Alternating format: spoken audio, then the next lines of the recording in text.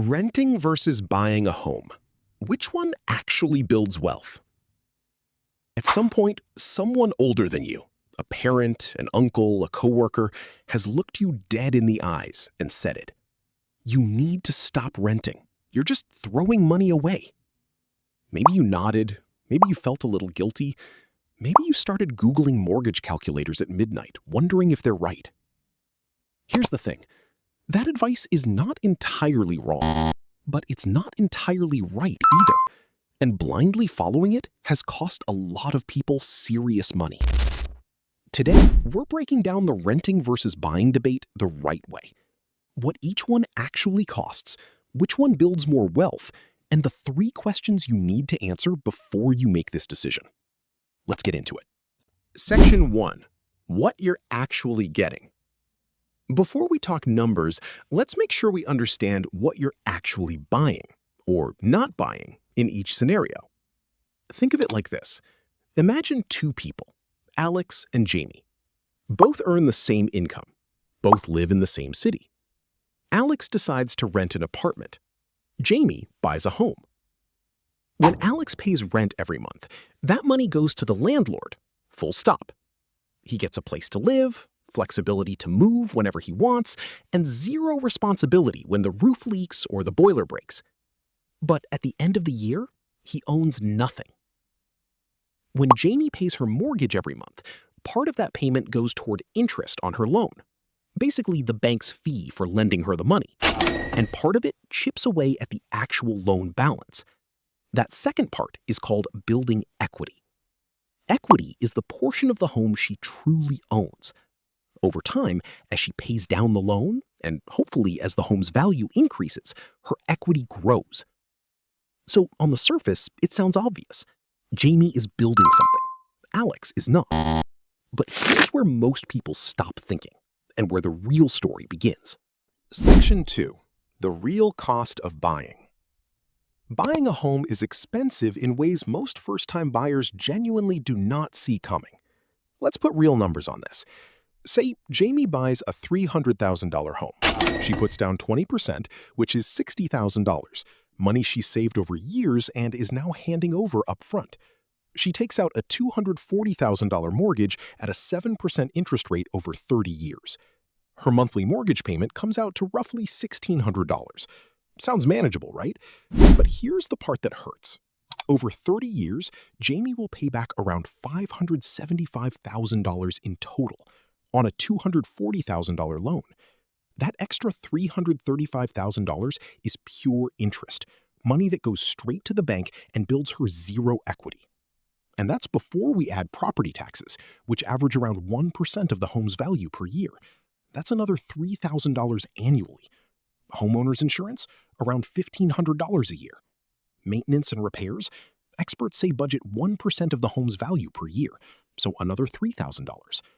We haven't even touched closing costs, which typically run 2% to 5% of the purchase price when you buy, and another chunk when you eventually sell. Buying a home is not just a mortgage payment. It is a full financial ecosystem that most people only discover after they've signed. Section 3. The real cost of renting. Now let's be equally honest about renting, because it has real downsides too. Back to Alex. He's renting a comparable apartment for $1,800 a month. Every single dollar of that goes to his landlord. He builds no equity. He has no asset appreciating in value. His landlord can raise the rent when the lease renews. And in 30 years, he will have nothing to show for all those payments. No property, no equity, no asset he can sell. That sounds pretty bad. And if that's the full picture, the throwing money away crowd wins easily. But here's the part that changes everything. Alex is spending $1,800 a month instead of Jamie's total housing costs, mortgage plus taxes plus insurance plus maintenance, which add up to closer to $2,500 a month. That's a $700 monthly difference.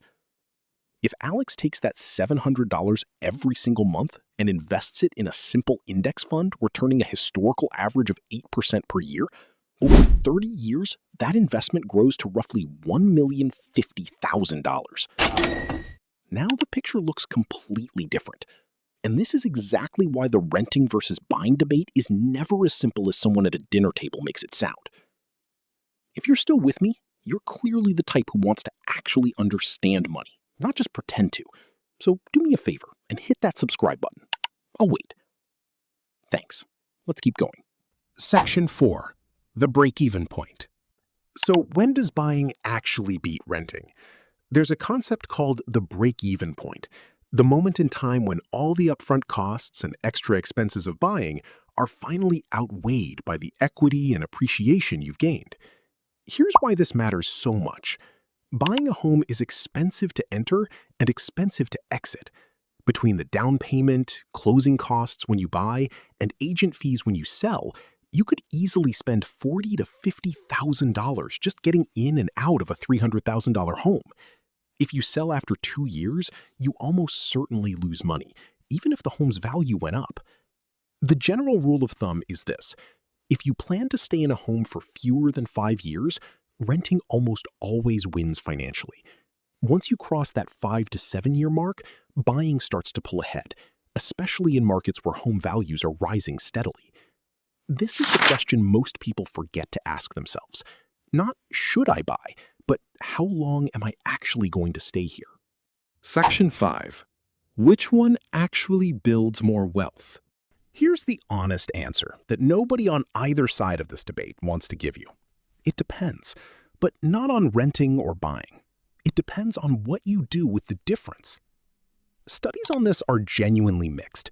In high appreciation housing markets, homeowners have built extraordinary wealth over the past 2 decades.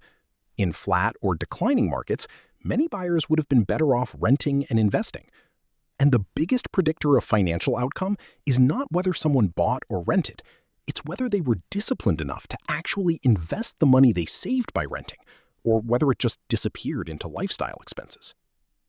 Jamie's home could be worth $600,000 in 30 years, a $300,000 gain. But after accounting for the $335,000 in interest paid, property taxes, insurance, and maintenance, her actual financial gain is far smaller than the headline number suggests. Alex, on the other hand, if he invested consistently, could be sitting on over $1 million, liquid, flexible, and not tied to a single asset in a single city. Neither path is automatically better. Both can build serious wealth. Both can fail completely if mismanaged. So here's your decision framework. Before you make this call, answer 3 questions honestly. 1.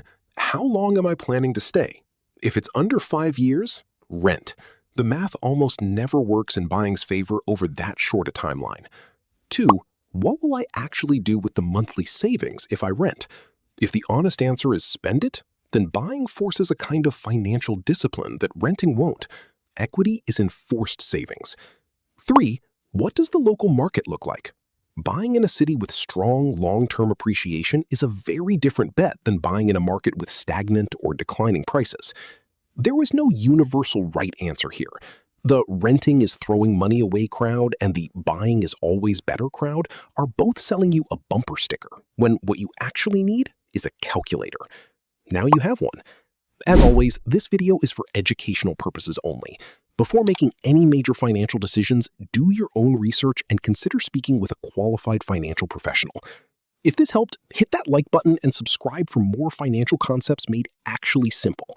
Drop a comment letting me know, are you team rent or team buy right now? I read every single one.